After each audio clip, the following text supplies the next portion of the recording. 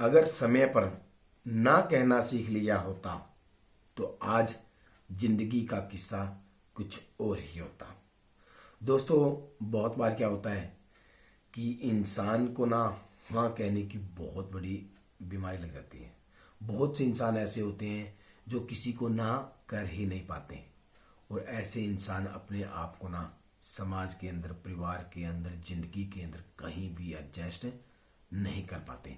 इसीलिए आज के समय, आज के युग के अंदर, आज के टाइम के अंदर हाँ के साथ साथ ना कहना भी सीखिए। अगर आपने ना कहने की आदत नहीं डाली तो एक दिन ऐसा आएगा जब आप समाज से, परिवार से दरकिनार कर दिए जाओगे। आपकी कोई वैल्यू नहीं रहेगी, आपकी कोई इज्जत नहीं रहेगी, आप अपने आप को अकेला महसूस करोगे। दोस्तों, ऐसे इंसान की जिंदगी ना उस रफ कॉपी की तरह हो जाती है जो हर सब्जेक्ट का भार उठाती है, लेकिन उसे एक दिन रद्दी के अंदर बेच दिया जाता है। दोस्तों, रफ कॉपी होती है ना, वो कभी किसी भी सब्जेक्ट के लिए मना नहीं करती। जब जिसका दिल किया उसे यूज कर लेता है। घरेलू कामों के अंदर उसका प्रयोग कर लिया जाता है। अगर मोबाइल नंबर लिख के देना है तो उसका प्रयोग कर लिया जाता है। मेहमानों की लिस्ट बनानी है तो उसे यूज कर लिया जाता है।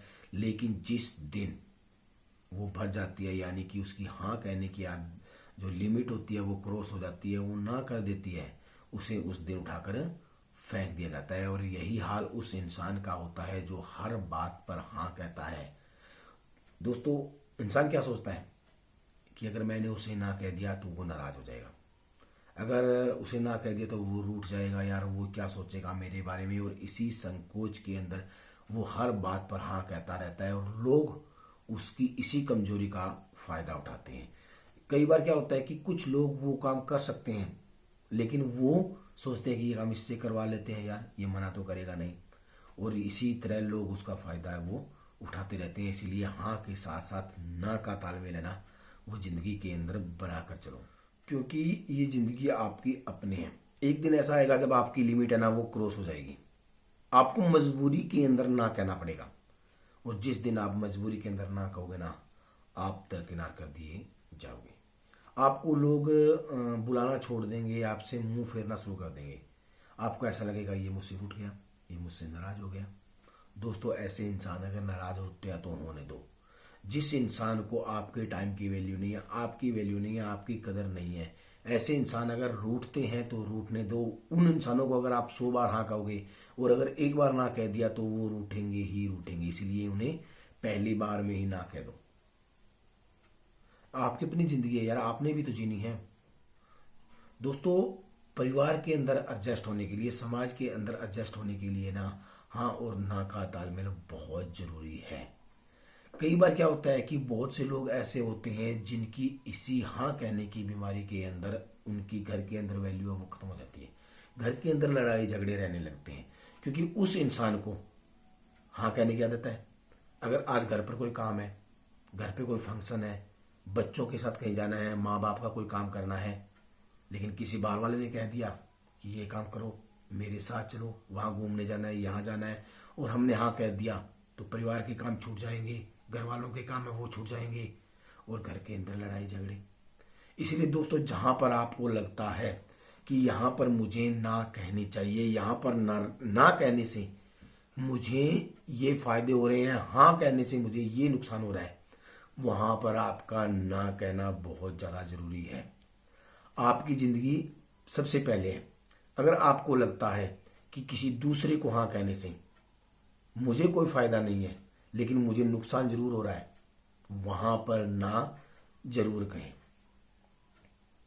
अगर आपको लगता है कि इस हाँ से मेरे घर पर लड़ाई हो जाएगी, या मेरा खुद का कोई नुकसान हो जाएगा, मेरे परिवार का नुकसान हो जाएगा, मेरे परिवार के मुझसे नाराज हो जाएंगे, मेरे घर वाले मुझे नाराज हो जाएंगे, लेकिन ना कहने से मुझे किसी प्रकार का कोई लॉस नहीं है, कोई नुकसान नहीं है, या मुझे कोई फायदा नहीं है, तो वहां पर आप ना कह दीजिए।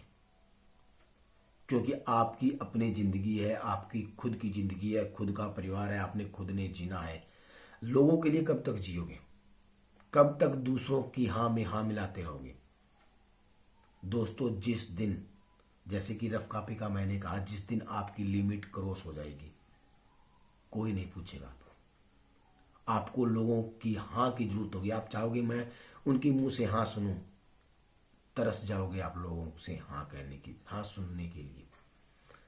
इसीलिए हाँ और ना का तालमेल बनाकर रखो। ये नहीं कहता कि हर जगह ही ना कहनी है, लेकिन जहां पर आपको लगे कि यहाँ पर मुझे खुद को टाइम देना है, मेरी खुद की जिंदगी है, यहाँ पर मेरा नाजायज फायदा उठाया जा रहा है, वहां पर ना जरूर कहें।